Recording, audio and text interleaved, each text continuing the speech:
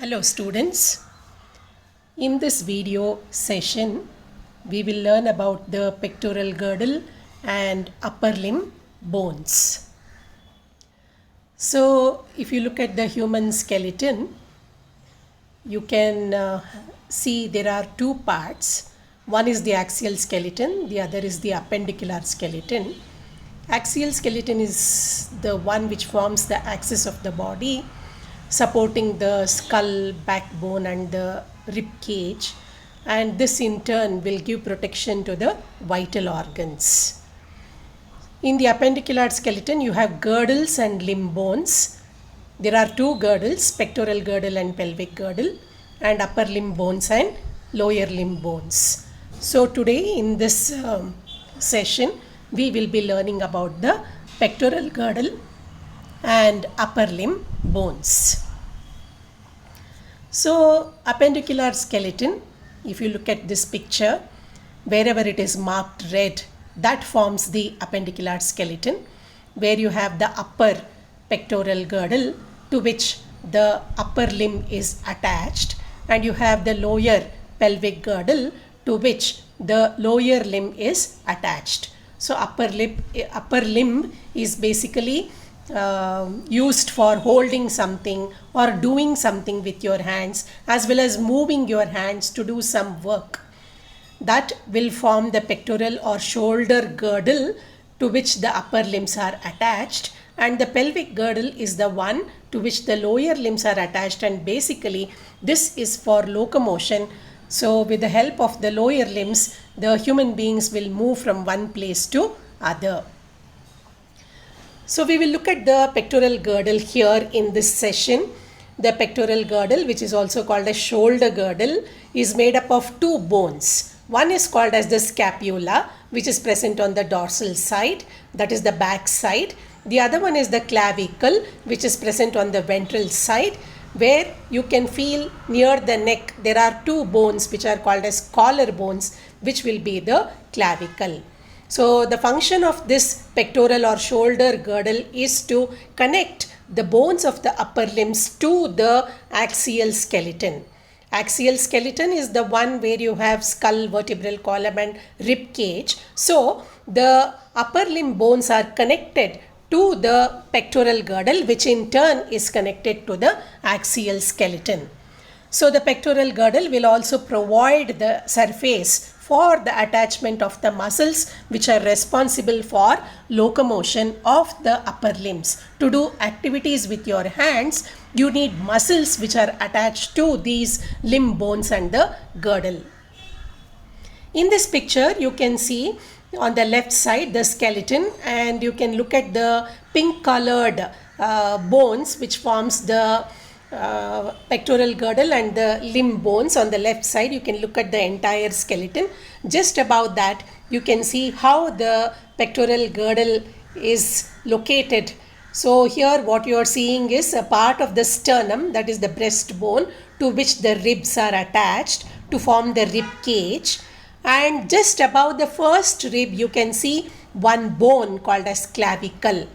So this clavicle is called as collar bone, and this is attached to the one present on the back, that is on the dorsal side, which forms the scapula. So the clavicle and scapula together will form the pectoral girdle, and to the pectoral girdle the upper limb bone is attached. On the right side you can see clearly the sternum. On the upper part of the sternum there is a notch where the clavicle is attached. One end of the clavicle is attached to the sternum, other end of the clavicle is attached to the scapula. So this scapula and clavicle together will form the pectoral girdle. Now in this picture I want you people to see how the pectoral girdle is located on the ventral side and the dorsal side.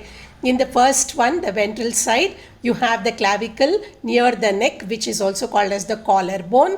On the dorsal side you have the scapula, and people who are very slim, you can see these two bones projecting out on the back.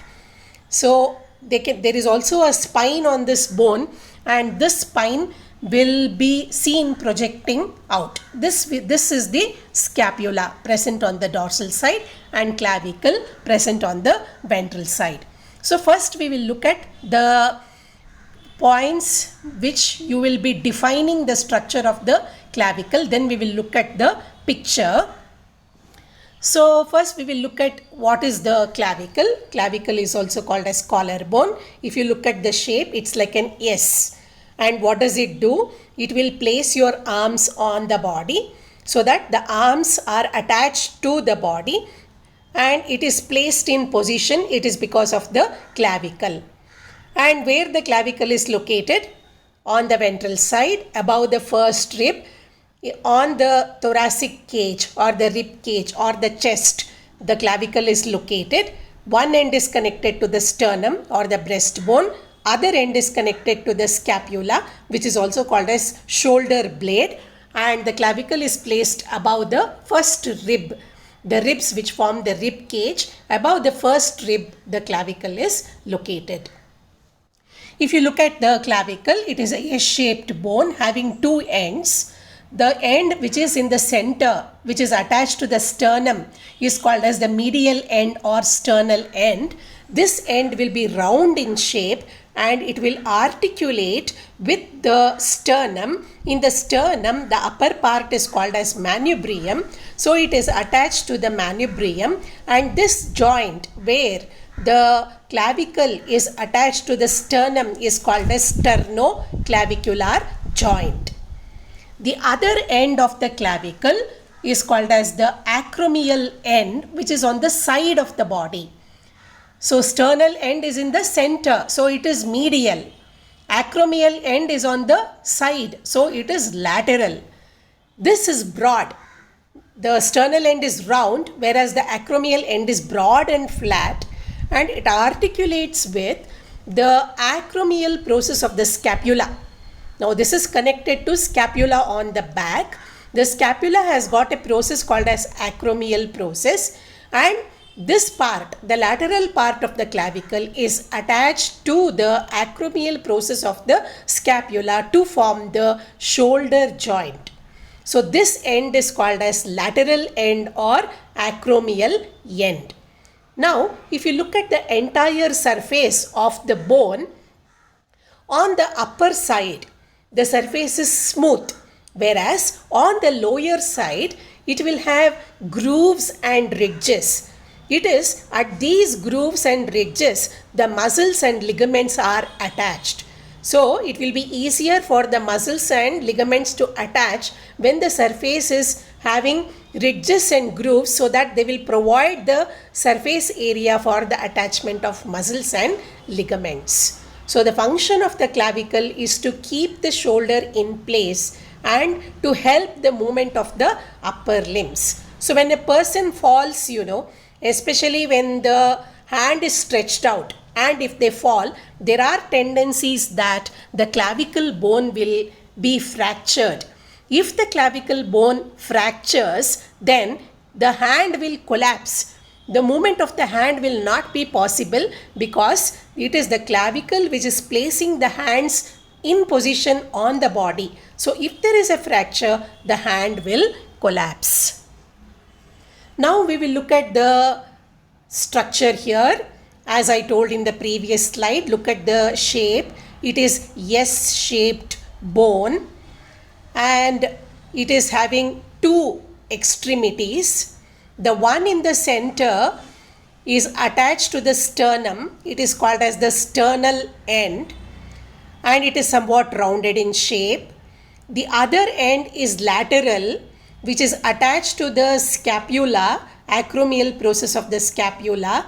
It is flat and that forms the acromial end. And if you look at the surface, on the upper side it is smooth. On the lower side you can see a ridge, and it is this ridge to which the muscles will be attached. And there is one small projection called as coronoid tubercle present in the second picture of the clavicle. So what all you have to remember here: a shaped bone, sternal end in the center, that is the medial end attached to the sternum, acromial end on the side attached to the acromial process of the scapula. Then upper smooth surface, lower surface having ridge. Then there is one tuberosity near the sternal end called as costal tuberosity, and one tubercle towards the acromial end called as coronoid tubercle. So these are the structural details of the coronoid bone, of the clavicle bone. Now coming to the other bone which forms the pectoral girdle, that is the scapula, which is also called as the shoulder blade, which is present on the back, that is the posterior side, dorsal side. This bone is flat, it is triangular in shape, and this forms the back of the pectoral girdle and supports the muscles. One characteristic feature of the scapula is there is one ridge present which is called as spine of the scapula.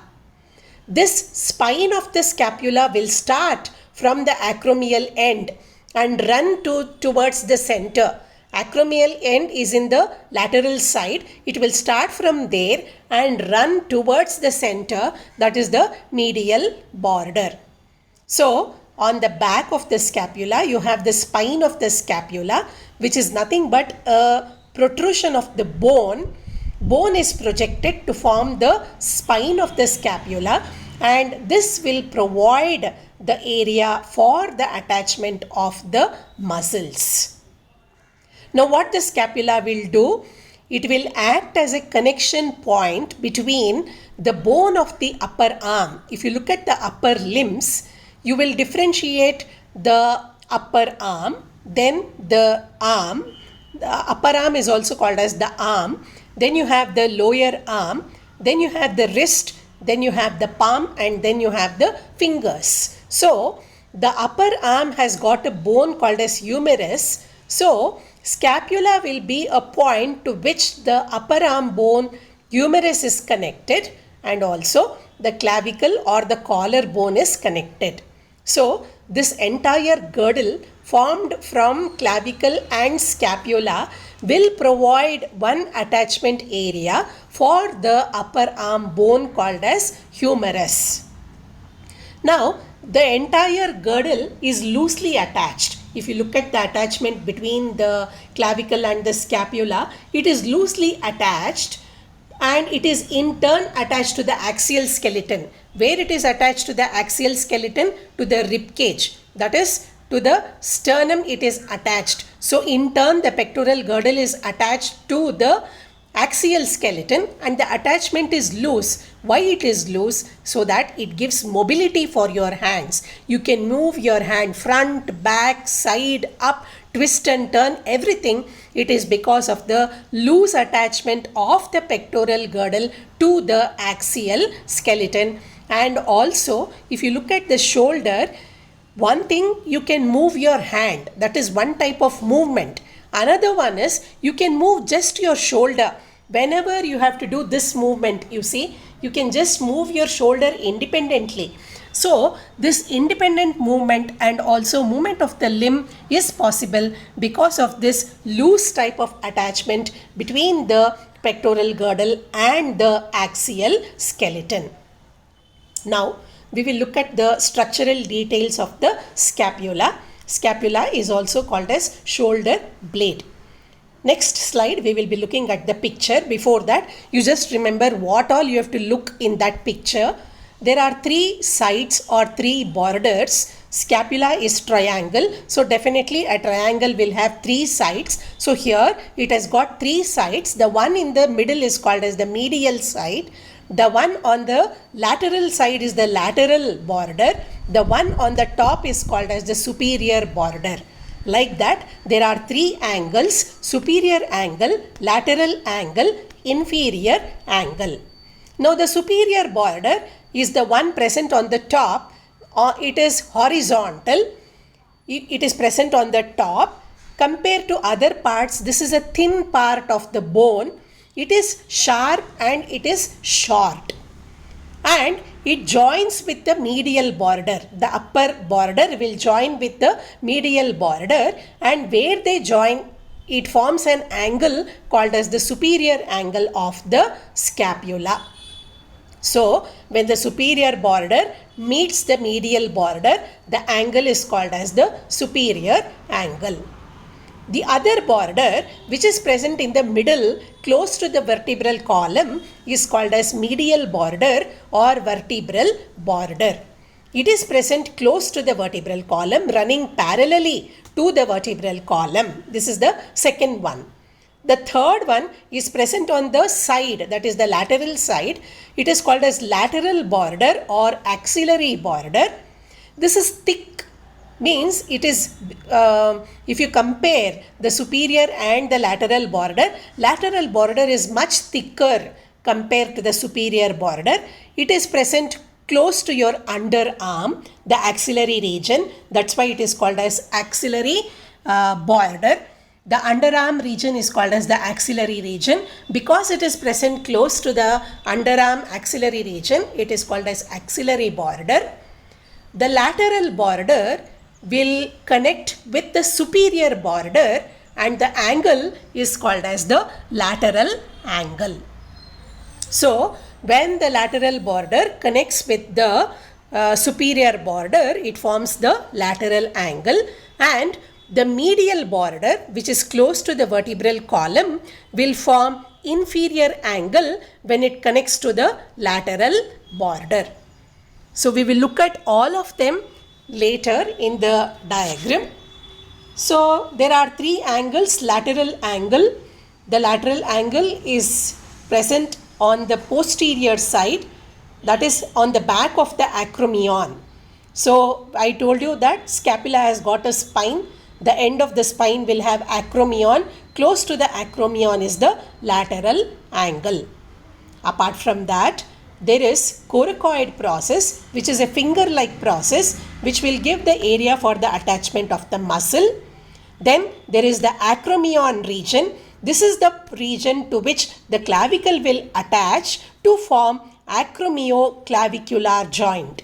The joint between the clavicle and the acromion process of the scapula is called as acromioclavicular joint, where clavicle will come and connect to the acromion part of the scapula. So, there are three borders, three angles: coracoid process, acromion process, and glenoid cavity. What is this glenoid cavity? In the lateral angle, there is one small shallow cup-like structure, a cavity called as glenoid cavity, into which the head of the upper arm bone called as humerus will fit. Humerus is the bone of the upper arm. The head of the humerus will fit into the glenoid cavity, and this joint is called as glenohumeral joint or shoulder joint. The joint between the head of the humerus and the glenoid cavity is called as glenohumeral joint or shoulder joint. Now, I want you all to look at this picture carefully. Whatever we have explained in the previous slides, you will be able to understand that much better over here. The scapula is a triangular bone having three sides or borders and three angles. Then, if you see here, the upper border is called as the superior border. The one in the center, close to the vertebral column, is the medial border. When the medial border connects to the upper border, that is the superior border, it forms an angle. The angle is called as superior angle. So, you have the superior border, superior angle, medial border. When you come down, there is inferior angle. Inferior angle is formed when medial border is connected to the lateral border. The point of connection will form an angle, and this angle is called as inferior angle. Inferior angle is formed between the medial border and the lateral border. Then, if you come up, there you can see one tubercle, that is infraglenoid tubercle, to which the muscles will be attached. Just above that, you have a cavity, cup-like structure called as glenoid cavity. To this, the head of the upper arm bone called as humerus will fix, and this connection will form the shoulder joint or glenohumeral joint. Above that, you see the coracoid process to which the muscles will be attached, and behind that you have the acromion process to which the clavicle will attach. So this is the anterior view of the scapula, and the surface of the scapula here will have a concave, somewhat concave surface, and it is called as subscapular fossa. This is called as subscapular fossa, and this will be present over the ribs. This end will be present directly over the ribs. The ribs will start from the sternum. It will come back to the vertebral column. Above the vertebral column, above the ribs, the subscapular fossa will be facing. This is called as anterior view of the scapula. I hope this is clear. Now, we are looking both the views that I wanted to show for you people to understand clearly the three borders, the three angles, the glenoid cavity. To understand that, we saw that. Here in this picture, you have got both anterior as well as posterior aspect. Anterior aspect is the subscapular fossa, which is present directly over the ribs. Posterior aspect is the suprascapular fossa, which is present facing away. Means when you look at the back, what you see from outside is the suprascapular region of the scapula. How do you differentiate subscapular and suprascapular region? The subscapular region will be somewhat concave, the suprascapular will be somewhat convex, and the spine of the scapula is present on the suprascapular surface. The region where the spine of the scapula is located is called as suprascapular surface. So now, if you look at the anterior aspect, which we have already seen, just one revision.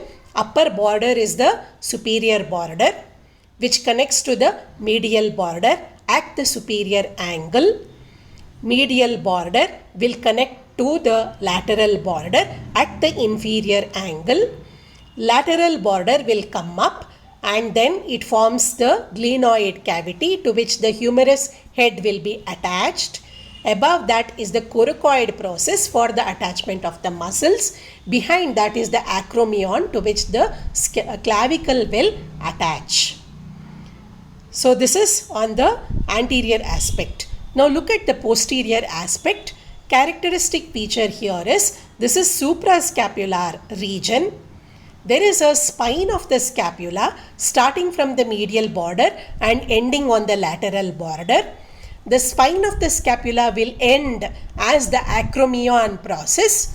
To the acromion process, the clavicle will attach to form acromioclavicular joint, and behind that is coracoid process to which the muscles will be attached.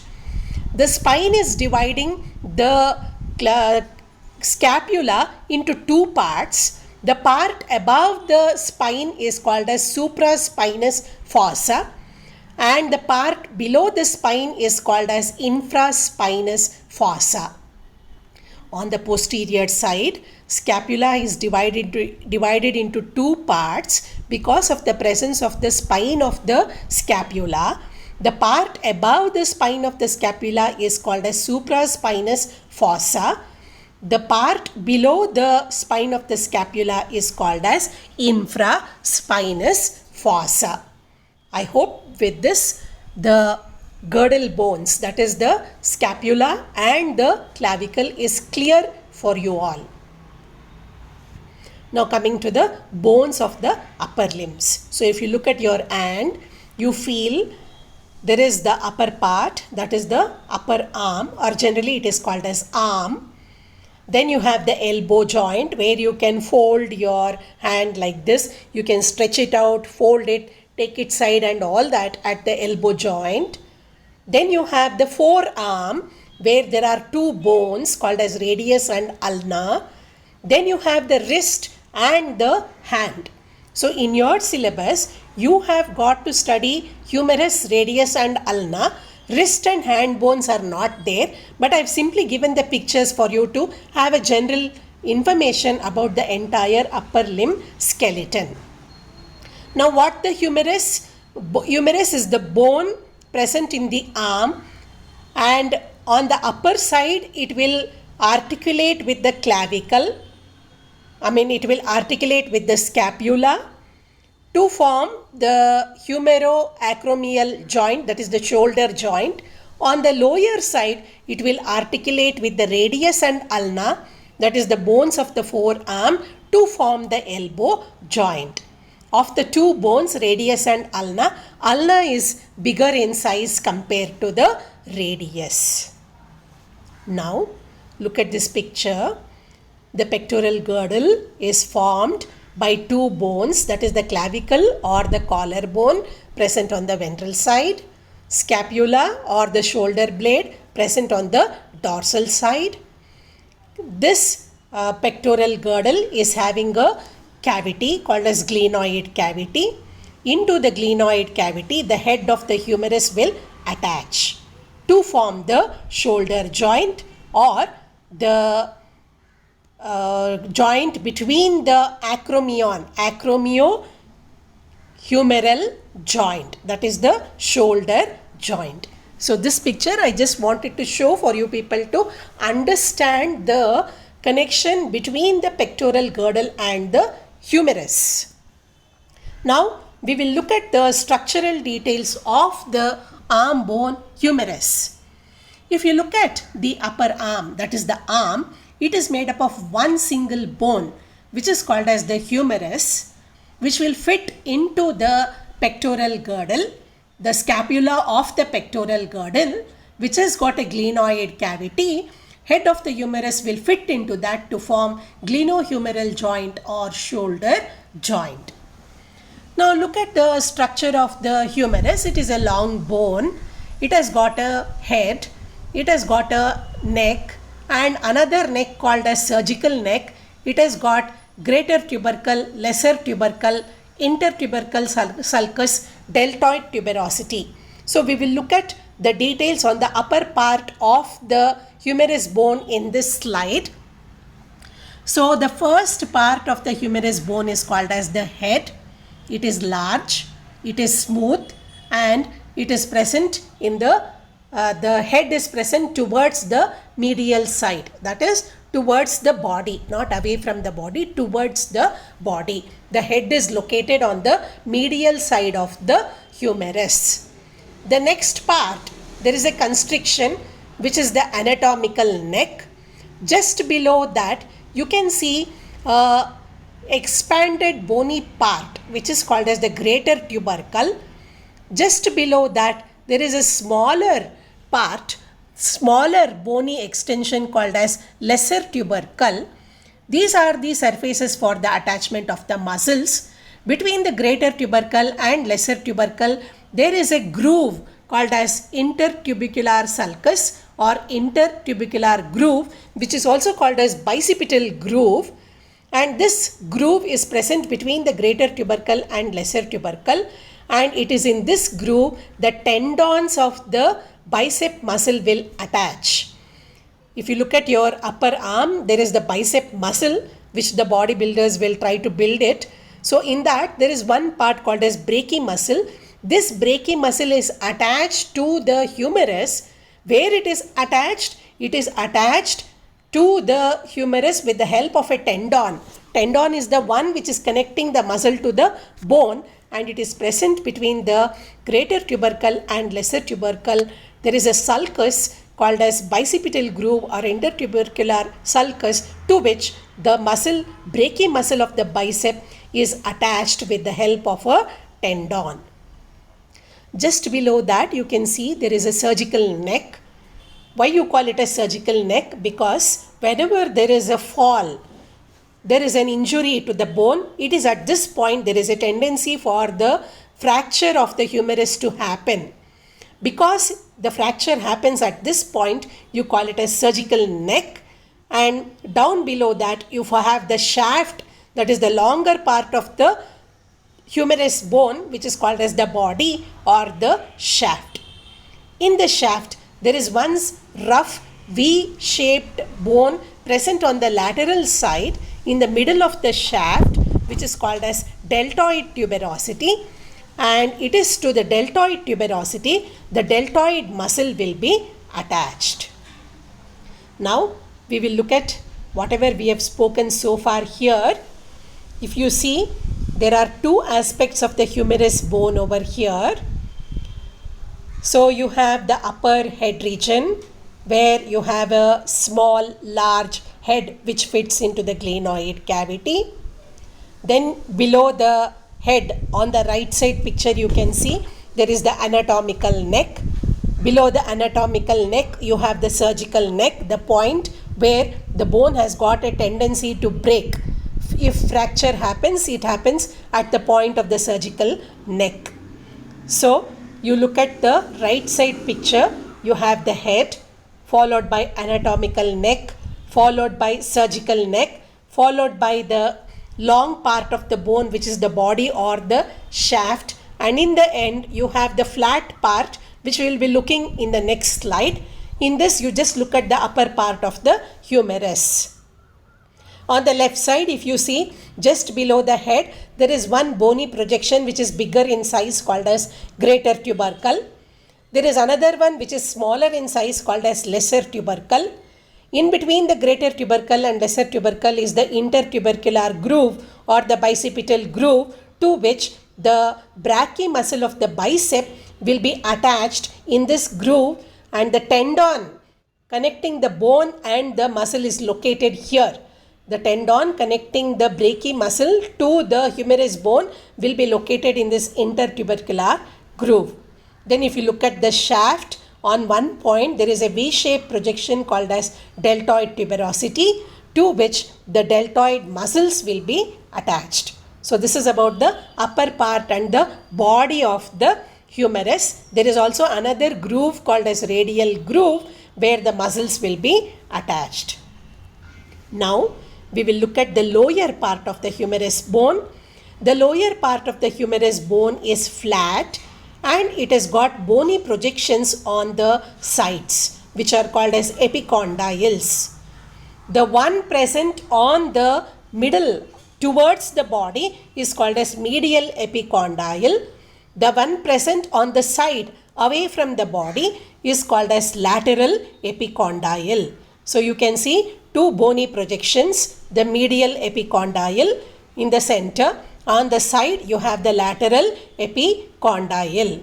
Then there is one lateral supracondylar ridge which is the surface for the attachment of the muscles. It is present just above the lateral epicondyle. You can see there is a rough part of the bone above the lateral epicondyle. This is called as lateral supracondylar ridge, to which the muscles will be attached.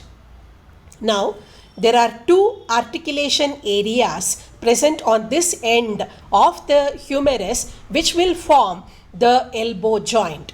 What are these two articular areas called as? One is called as trochlea, another one is called as capitulum. If you look at the picture, there is a green colored structure which is like a pulley. Pulley is the one through which you can pull something. So it is having a pulley like structure, and this is called as trochlea. Trochlea will articulate with ulna of the forearm. Forearm is made up of two bones, radius and ulna. In that, ulna will articulate with the trochlea. That is one articular structure present on the lower end of the humerus. The other one, the blue colored one, is called as the capitulum.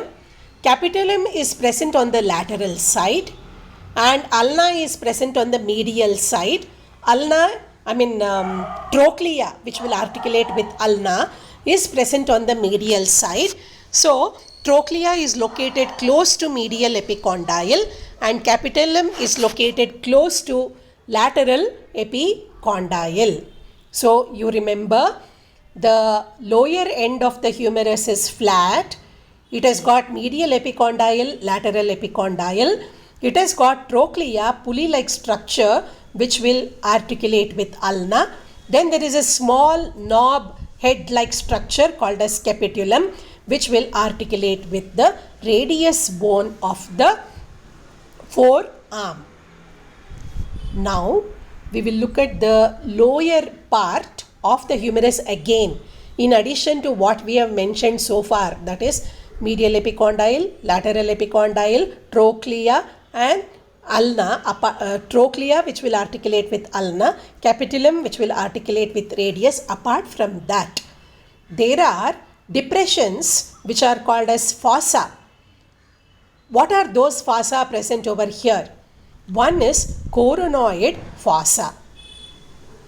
Coronoid fossa is present above the trochlea and it will receive coronoid process of the ulna bone. When we talk about ulna, I will be talking about all these structures. So I want you all to remember these names. Okay. What is that? The first one is the coronoid fossa.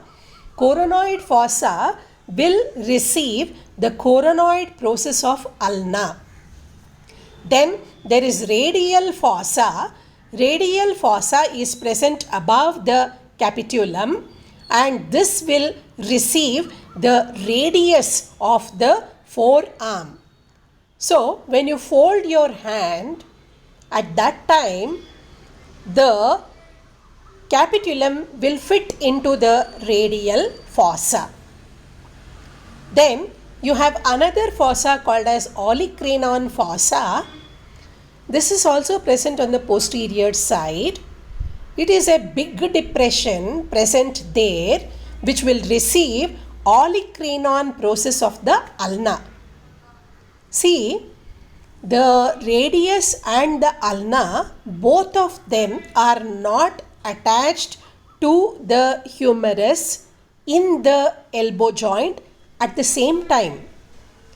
The attachment is different when you stretch your hand and it is different when you fold your hand. What happens when you stretch your hand? At that time, the olecranon process of the ulna will fit into olecranon fossa of the humerus. Olecranon process is present in the ulna, which should fit into the olecranon fossa of the humerus. When will this olecranon process fit into olecranon fossa? When you stretch your hand. When you stretch your hand, at that time, olecranon process will fit into olecranon fossa and radius will not be connected to the elbow joint. But when you fold your hand, it is called as flexion. When you fold your hand at the elbow joint, at that time, the radius will fit into the radial fossa. Is that clear? If you look at the elbow joint is formed between the forearm bones radius and ulna and humerus. They should be connected. The forearm bones should be connected to the upper arm. How the connection will happen? The connection will happen between olecranon process of the ulna, which fits into olecranon process, olecranon fossa of the humerus. When you stretch your hand out, this connection will be there. But when you fold your hand, at that time, olecranon fossa will not fit into olecranon process, will not fit into olecranon fossa. Instead, capitulum, above the capitulum, there is radial fossa and the radius will fit into the radial fossa. This will happen when you fold your hand. So if you look at this picture, there are four in the center. You can see the trochlea is there. Above the trochlea, you can see olecranon fossa. On the other side, you will see there is coronoid fossa. Then you can see in the second picture, above the capitulum, you can see the radial fossa. I hope this is clear for you all. So in this picture, I just wanted you to see the entire structure. In the first, we concentrated on the upper part. In the second, we concentrated on the lower part. Here I want to look at the entire bone. Entire humerus bone. It is the single bone of the upper arm or the arm. It is called as humerus. It has got a head, below which is the anatomical neck, below which is the surgical neck, below which is the body, which is called as the shaft, and the lower part is the flat part of the humerus. This is the structure of the humerus. Now, below the head region or below the neck, you have got greater tubercle and lesser tubercle with intertubercular groove or sulcus to which the tendon of the brachii muscle is attached. On the shaft, you can see deltoid tuberosity to which deltoid muscle will be attached. On the lower side, you have got two condyles, that is medial epicondyle and lateral epicondyle. Apart from that, there are two articular regions, trochlea, which will articulate with ulna, capitulum, which will articulate with radius. Apart from that, there are fossa. The fossa above the trochlea is called as olecranon fossa, which will receive olecranon process of the ulna when you stretch your hand out. Then you have radial fossa, which will receive radius of the forearm when you bend your hand. Apart from that, on the other side, there is coronoid fossa.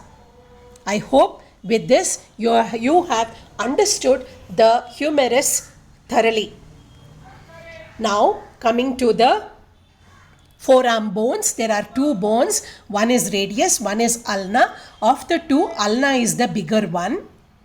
It is present towards the center and it will run parallel to the radius. On the proximal side of the ulna, you can see there is a C-shaped structure. This C-shaped structure is called as trochlear notch. This trochlear notch will articulate with the trochlea. If you remember, the trochlea is like a pulley, and into this pulley the trochlear notch will fit. The trochlea is like a pulley into which the trochlear notch will fit to form the joint, elbow joint. So elbow joint is formed between the trochlear notch and the trochlea. Trochlear notch is present in the head of the upper part of the ulna, which is a C-shaped structure. The trochlear notch fits into the trochlea of the humerus. Then, if you look at the C shape, the upper part of the C shape, there is a process called as olecranon process. The lower part is the coronoid process. Olecranon process will fit into olecranon fossa. Coronoid process will fit into coronoid fossa. There is a notch called as radial notch. Both ulna and radius are attached on the upper and lower end, and on the upper end the radius is attached to the ulna at the radial notch. Radial notch is the point where the radius will be attached to the ulna. And below you can see a tuberosity called as ulnar tuberosity. We will look at that in the next picture. Now here, if you look at the picture here, you can see the radial notch. The radial notch is present below the trochlear notch. It is the site where the upper end of the radius and ulna will join to form the proximal radio-ulnar joint. On the posterior side and on the superior part, there is a process called as olecranon process. If you look at the C-shaped trochlear notch, there is a process above which is called as the olecranon process, and this olecranon process will fit into the olecranon fossa of the humerus, the lower part of the humerus. Now if you look at the bone, the upper part of the ulna is made up of the trochlear notch. Above is the olecranon process. Below is the coronoid process. Down below that is the radial notch. Then there is the shaft of the ulna, that is the body of the ulna. And at the posterior end, you have two processes. One is the head and the other one is the styloid process. Now, the body of the ulna is also called as the shaft of the ulna. If you look at this shaft on the lateral side, the shaft will be having a ridge-like structure.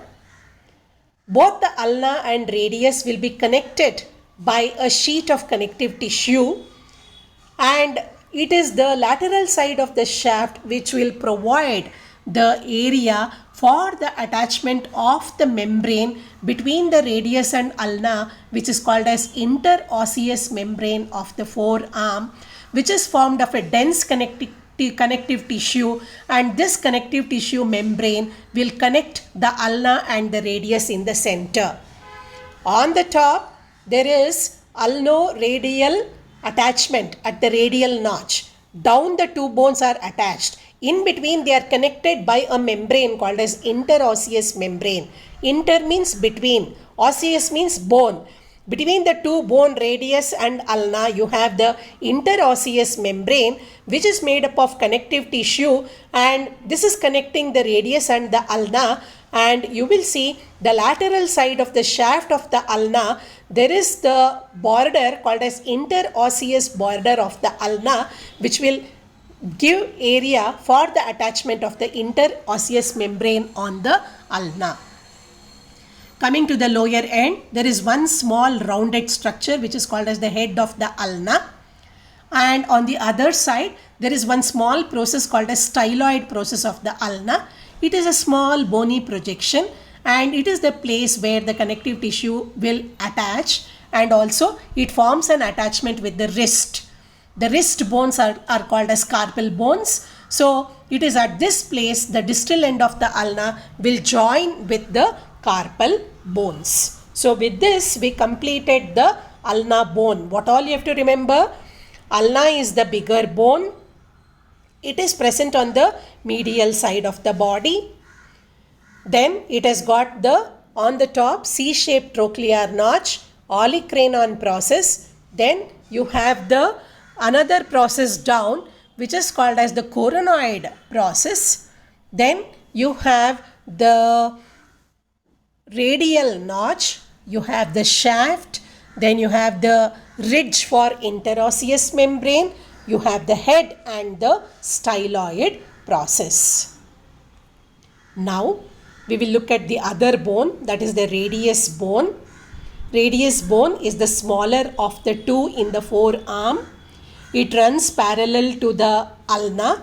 It is present on the lateral side.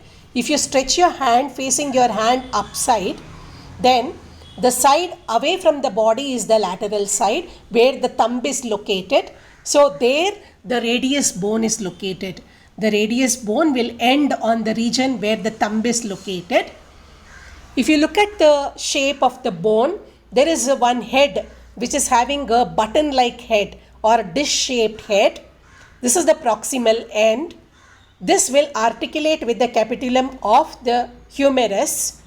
Then if you look at the outer margin of the head, it is smooth, and there is a notch, radial notch, which will just below the head there is a region which will articulate with the radial notch of the ulna to form the proximal radio-ulnar joint. So what you have to remember, on the proximal head there is button-like or disc-like head. Below that a smooth region which attaches to the radial notch of the ulna to form the radio-ulnar joint on the upper side. Then you have the neck region.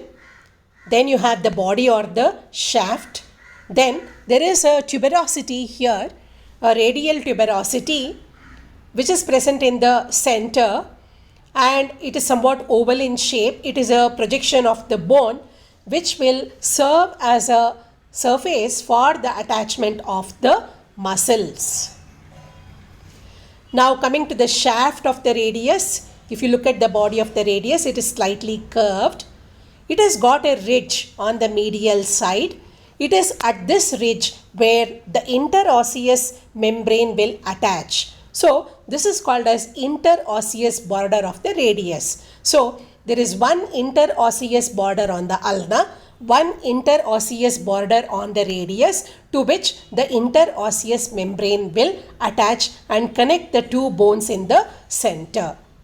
If you look at the lower part of the radius, there is a smooth surface which will articulate with the bones of your wrist called as the carpal bones, and the joint is called as radiocarpal joint or wrist joint. So the radius will articulate with the bones of the wrist, which are called as carpals, and the joint is called as radiocarpal joint. I hope with this you have understood the structure of the radius. Now this picture is showing how the radius and ulna are connected to each other. If you look at the two bones, radius is bigger in size.